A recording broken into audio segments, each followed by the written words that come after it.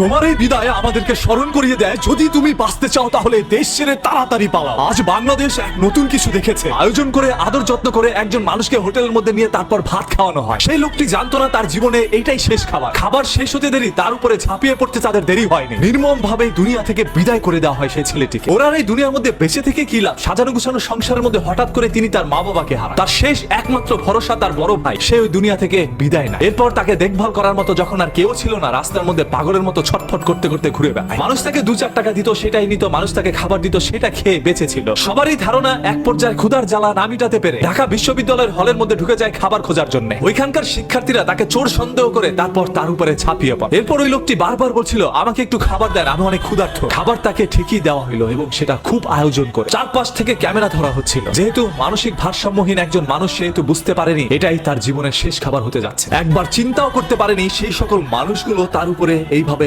ঝাঁপিয়ে পড়তে পারে। বাংলাদেশের ইতিহাসে হয়তোবা এরকম কোনো মুহূর্ত ঘটনা আগে কখনো ঘটেনি। আজকের এই ঘটনাটি আমাদের সবাইকে চিন্তায় ফেলে দিয়েছে। আসলে যদি আমরা বাঁচতে চাই তাহলে এই দেশ ছেড়ে আমাদের পালাতে হবে। এই দেশ আমার না, এই দেশের জন্মভূমি আমার না, এই দেশের মাটি আমার না, এই দেশের মানুষজন আমার না, এই দেশের কেউ আমার না। একটা সময় আমি আমার নিজেরও থাকবো না, আর তখন তাদের খেলনার পুতুলে পরিণত হবো। এই ছেলেটির নাম হচ্ছে তোফাজ্জল। বরগুনার পাথরঘাটা এলাকায় তার জন্মগ্রহণ। তিনি একজন মেধাবী শিক্ষার্থী হিসাবে পাথরঘাটার একটি কলেজের মধ্যে ভর্তি হয়। এরপরই তার পরিবারের মা বাবা ভাই বোন সবাইকে হারানোর পরে পাগল হয়ে রাস্তার মধ্যে ছুটে বেড়ায়। এমন তো অবস্থায় ঘুরতে ঘুরতে তিনি ঢাকা শহরে চলে আসে, আর এটাই তার জীবনের শেষ সিদ্ধান্ত ছিল। আজকে ওকে যে আপনারা হসপিটালের মর্গের মধ্যে ফেলে রেখেছেন, ওকে নিতে কে আসবে? ওর তো পরিবারের কেউ নাই। যার এই দুনিয়ায় কেউ নাই, তার বেঁচে থেকেই বা কি লাভ? হ্যাঁ, আপনারা অনেক ভালো কাজ করেছেন ভাই, ওকে দুনিয়া থেকে বিদায় করে দিয়েছে। আজ ওর পরিবারের কেউ নাই, ও একা হয়ে গিয়েছে। আজকে ওর দাফনটাও হয়তোবা একাকিত্বর মাঝখান দিয়ে যাবে। তবে হ্যাঁ, আজকে তার পরকালে সবার সাথে দেখা হচ্ছে। ওর জন্য আপনি আমরা ওকে কিছু করতে পারি নাই, অন্তত পক্ষে সবাই দোয়া করি মহান আল্লাহ তাআলা ওকে যেন জান্নাতুল ফেরদৌস দান করেন। ধরেই নিলাম এই তোফাজ্জল একজন বড় অপরাধী, তবে ওর উপরে আপনারা যে অন্যায় অপরাধ করেছেন সেটা তার চাইতে বেশি বড় অপরাধ। একজন অপরাধের বিচার করার জন্য যদি আপনি তার চাইতে বড় অপরাধ করে থাকেন, তাহলে আপনার বিচার করবে কে? আজকে দেশের আইন কোথায়? একজন সাইদের বুকে গুলি চালানোর কারণে বাংলাদেশের সকল মানুষ একত্রে হয়ে বাংলাদেশ স্বাধীন করেছে। আজকে চোর সন্দেহে যে সকল মানুষগুলোর প্রাণহানি হচ্ছে, এদের জন্য